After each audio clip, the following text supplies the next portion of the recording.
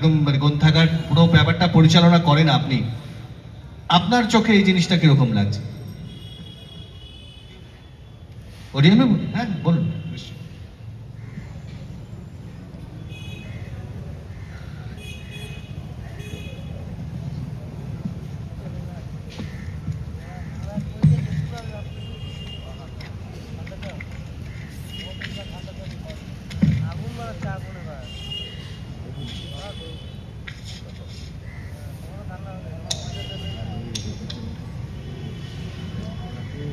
নমস্কার,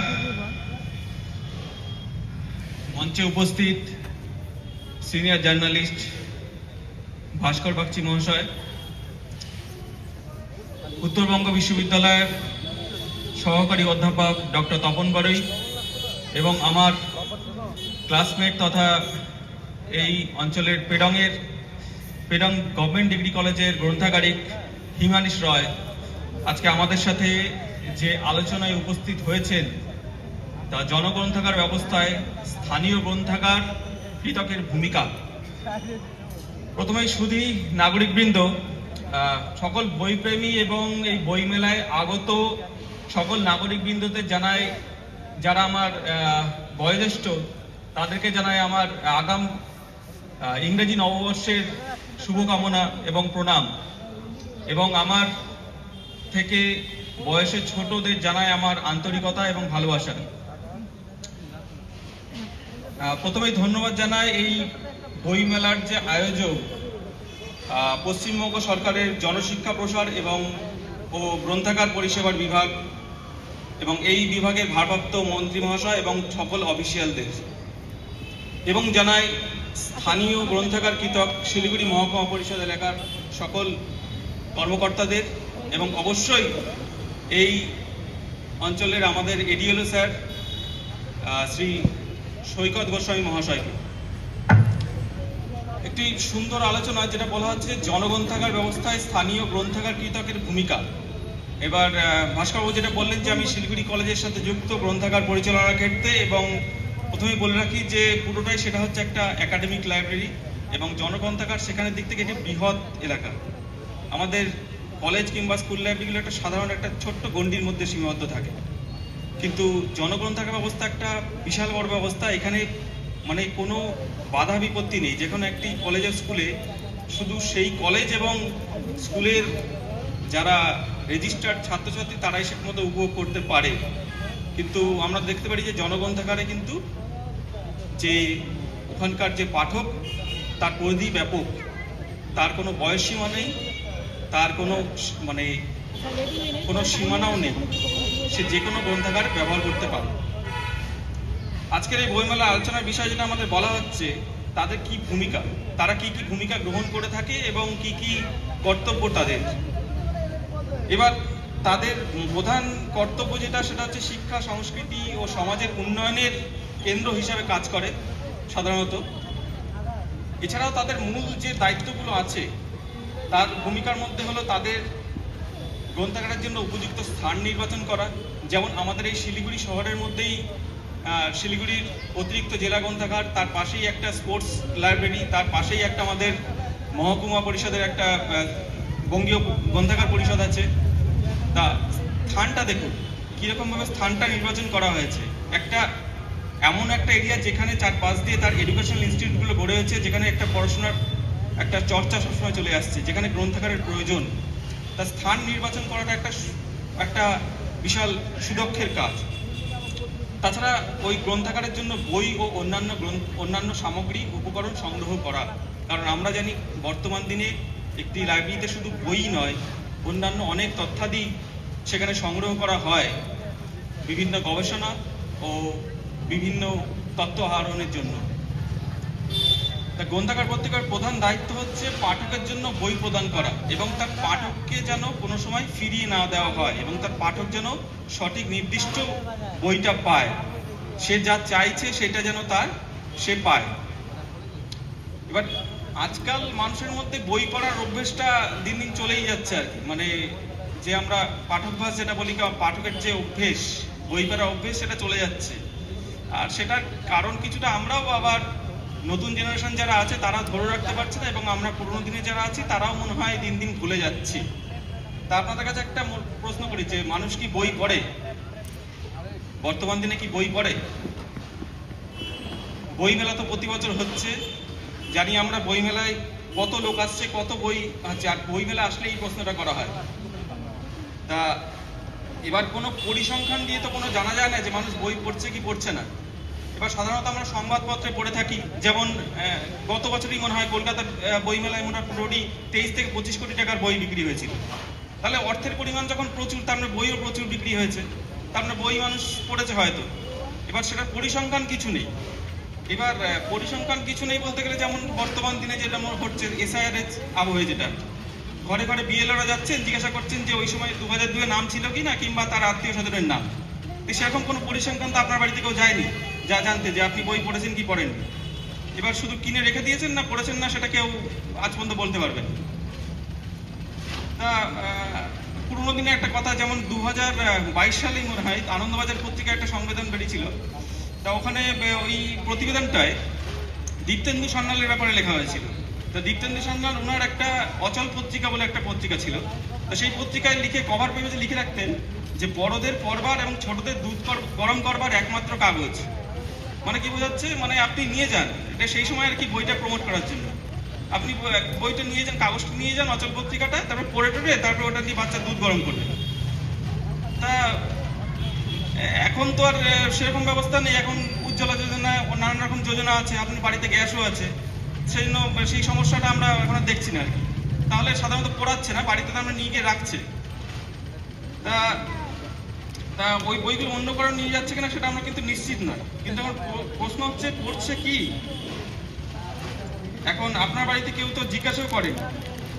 এবার যদি বাড়িতে গিয়ে জিজ্ঞাসা করতো, এরকম একটা সমীক্ষা করতো যে আপনি বই মেলাতে গিয়েছিলেন, লাস্ট বই মেলা শিলিগুড়ি মহকুমা পরিষদের তরফ থেকে করা হলো, তা আপনি কি কি বই কিনেছেন, তা যদি বলা হলে বইটা কে লিখেছে এবং 15 নম্বর পাতায় কি লেখা আছে বলুন।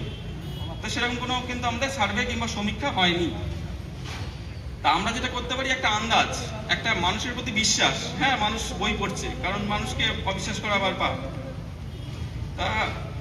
তা কবি সুবোধ সরকার একবার বলেছিলেন, কোনো একটা কলকাতা বইমেলার একটা আলোচনা সভাতেই বলেছিলেন যে মানুষ চিরকালই বই কিনছে অনেক কিন্তু পড়ছে কম। তা আমার মতে, মানে আমার ব্যক্তিগতভাবে, আমি জানি না, আমার ব্যক্তিগতভাবে মানে আমারও সেটাই মনে করি, মানুষ কিনছে অনেক কিন্তু পড়ছে কম। ওই যেটা বললাম, ওই কলেজ গ্রন্থাগারের সাথে যুক্ত একটা সময় যে পরিমাণে বই পড়ার একটা অভ্যেস ছিল, সেই অভ্যেসটা কিন্তু দিন দিন কমছে। তা আমি আস্তে আস্তে কাদের দায়িত্ব থেকে কেন এইদিকে চলে যাচ্ছি, পাঠকভাস, কারণ এই পাঠকভাস যদি না থাকে, পাঠকই যদি না থাকে, তাহলে কিন্তু সেই গ্রন্থাগারে কোনো যান কিংবা প্রাণ নেই। তা এরকমই বই সাজানো, যেটা বললাম যে অনেক বই কিনছে মানুষ, অনেক বই পড়ছে। তো এরকমই একটা বাড়িতে একজন গেছে, তা গিয়ে দেখছে অনেক বই সাজানো। তা কি বলছে, আপনি কি এত বই কিনেছেন, এত বই পড়েছেন? বলছে না না, এগুলো সব সাজিয়ে রেখেছি। তা বলছে তাই এত কিনেছেন কেন? বলছে না, ওই একটা বিকিরণ কাজ করে, তো একটা বেশ রেডিয়েশন যদি আসে চারিদিক থেকে, একটা শোপিসের মতো, তাহলে বেশ ভালো লাগে আর কি দেখতে, একটা আমার সমাজের আমার গুরুত্বও বাড়ে, আমার বাড়িতে এত বই আছে। সেরকমই ব্যাপার আর কি, মানে এটা আমার মনে হয় আর কি। সবাই না পড়তে পারে, সবাই নিজে পড়তেও পারে। এবার এই প্রশ্নটা যে এখন যাচ্ছে এরকম কোনো ব্যাপার না, কিন্তু এই প্রশ্নটা মানুষের মনে আগেও ছিল। যখন টেলিভিশন আবিষ্কার হলো, তখন কি বলছে, টেলিভিশন তো এসে গেছে, মানুষ কি বই পড়ছে? তারপরে কি এলো, তারপরে আস্তে আস্তে সিনেমা এলো। তা সিনেমা আসার সাথে সাথে মানুষ আবার প্রশ্ন করলো, সিনেমা এসে গেছে, এখন তো সবকিছু দেখাই যাচ্ছে, আর কি মানুষ বই পড়ছে? তারপরে এলো কি, মোবাইল, বিশাল একটা মারাত্মক যুগান্তকারী সৃষ্টি, কিন্তু ধ্বংসের কারণ। তা মানুষ কি বই পড়ছে আবার? লোকের একটা সন্দেহ প্রথম থেকেই আছে, কারণ লোকের সংস্কৃতির কাছে কি জন্য আসে? আমার তো মনে হয় সে শুধু মানে সময় কাটাতে আসে, অবসর সময় একটু সময়টা কাটিয়ে নিই, মানে খুব সংস্কৃতি পেছন মধ্যে ডুবে গিয়ে একদম চুর হয়ে আমি তার আস্বাদন গ্রহণ করবো, এরকম ভাবে আমার মনে হয় না। খুব কম জন আসে মানুষ, কিছু জন, কিন্তু মনে হয় খুবই কম আসে। তা এরকম একদিন একটা বাড়িতে একটা আমি বাচ্চাকে জিজ্ঞাসা করলাম, তুমি তো সারাদিন মোবাইলটাই দেখছো, তা তুমি জানো আমরা ছোটবেলায় কত মোবাইল, কত বই পড়তাম আমরা? তখন তার ইনস্ট্যান্ট উত্তর, তৎক্ষণাৎ উত্তর, যে তোমাদের সময় তো মোবাইল ছিল না, সেই তুমি বই পড়েছো, তোমার কি দরকার মোবাইল? তার সেরকম ব্যাপার, সে একদম কিন্তু সঠিক বলেছে, কারণ সে মোবাইলটা ধরেছে কিন্তু মানে আমাদের জন্যই, সে নিজের থেকে ধরেনি, আমরা তার বিকল্প ব্যবস্থা তাকে করে দিতে পারিনি। তা মেন বস্তুটা কিন্তু তাহলে বিনোদন। বিনোদনে আমরা যেখানে খুঁজে পাবো, সেখানেই আজকালকার সমাজ কিন্তু সেখানেই যাবে, সেটা বই হোক আর যে কোনো ইলেকট্রনিক ডিভাইসই হোক। তাহলে বই পড়তে গেলে যে একটা বই পড়ার পর যে একটা মানুষ যে ভাষা জন্মায় মানুষের মনের মধ্যে, একটা ভাষার প্রয়োগ সে করতে পারে, সেই প্রয়োগের মাধ্যমে যেটা দেখা যায় তার কথাবার্তা, তার লেখা সব কিছুর মধ্যেই তা ফুটে ওঠে। এই যে আমি যেমন আজকে স্টেজের সামনে ভাস্করবাবুর সাথে কথা বলছিলাম, যে ওনাকে বললাম যে আমি ওনার লেখা আমি প্রায়শই পড়ে থাকি, তা সেটা ওনার পার্সোনাল লেখাও এবং ওনার সংবাদপত্র যেগুলো করে সেগুলো আমি পড়ে থাকি। মানে কারণ কি, ওটা ভালো লাগে, ভাষার প্রয়োগগুলো আমার ভালো লাগে সেই জন্য। তা একটা কিন্তু এখনকার জেনারেশন দেখবেন এখন তো আবার ফেসবুকে লেখে সবাই, ফেসবুকে লেখার পর দেখবেন যে বাক্য যে গঠন সেটাই তো সম্পূর্ণভাবে হয় না, তার সঙ্গে থাকে একাধিক বানানগুলোর ক্রিয়া। তা তা এখন কেউ যদি এখন বাড়িতে বই পড়ছে, বলছে না আমার ছেলে মেয়ে তো বাড়িতে বই পড়ছে, এবার কি পড়ছে সেটা জানি না। এখন যদি বাড়িতে বসে কেউ পড়ে যে কিভাবে আমি একটা বিরিয়ানি বানাবো, তো সেই পড়ার থেকে আমার মনে হয় যে একটা ভালো ইন্টেলেকচুয়াল ওয়েব সিরিজ দেখা ভালো, কারণ সেটার মধ্যে সে ডুবে থাকে, সেটা ভাবনা চিন্তাটা তার বাড়বে। আমি বলছি না তাই বলে কিভাবে বিরিয়ানি বানাবেন এটা দেখবেন না, সেটা দেখে নেবেন। কারণ অডিও ভিজুয়াল মানুষের কাছে আসে কারণ সে সেটা মাথা খাটাতে চায় না। মানুষ চিরজীবনী অচল। হ্যাঁ, ভিজুয়ালাইজ করতে যে একটা বই পড়ার সময়, যেমন ধরুন বিভূতিভূষণ বন্দ্যোপাধ্যায়ের যখন আমরা পথের পাঁচালী করছি, তখন বলছে যে অপু দৌড়ে গেল, তখন আমার মাথার মধ্যে কি হচ্ছে, একটা ভিজুয়ালাইজেশন তৈরি হচ্ছে যে অপু কিরকম দেখতে হবে, অপু কিরকম বয়স, সে দৌড়ে যাচ্ছে ট্রেনের দিকে, একটা ট্রেন আসছে, একটা ভিজুয়ালাইজ তৈরি করলাম। কিন্তু এই ধরুন বিশাল বড় একটা সেট, সঞ্জয় লীলা বানসারির একটা রাজ দরবার, আমাকে ভাবতেই হলো না কি হলো। কিংবা সঞ্জয় লীলা বানসারি ধরুন পথের পাঁচালী করলো, সে বিশাল একটা ট্রেন চলে আসছে, অপু দৌড়ে আসছে, আমরা দেখে নিলাম, আমার মাথার মধ্যে কোনো কল্পনাই তৈরি হলো না, আমাদের নিজের কোনো কল্পনা শক্তি কোনো খাটাতেই হলো না। তাহলে মানুষ মস্তিষ্ক খাটাতে চায় না, মানুষ সর্বদাই বেছে নেয় সেটা কিভাবে সহজ উপায়ে ওটাকে আপন করবে, মানুষ নির্মাণ করতে চায় না। তা অ্যাকচুয়ালি আমরা যে ইতিহাস পড়ে থাকি, সভ্যতার ইতিহাস, সেই সভ্যতার ইতিহাসও কিন্তু মানে ঠিক অনেকটা অলসতার ইতিহাস। মানে আপনি বলে থাকতে পারেন যে আমি ইতিহাসবিদদের আবার খারাপ কথা বলছি। মানুষ চাকাও আবিষ্কার করেছে কিন্তু যাতে হাঁটতে না হয়, হ্যাঁ, রিমোট আবিষ্কার করেছে যাতে উঠে গিয়ে টিভির চ্যানেলটা বদলাতে না হয়। এই শীতের মধ্যে আবার কে উঠে গিয়ে আবার টিভি চেঞ্জ করবে? এখন তো বর্তমান দিনে আবার রিমোট দিয়ে ফ্যান লাইটও চলছে।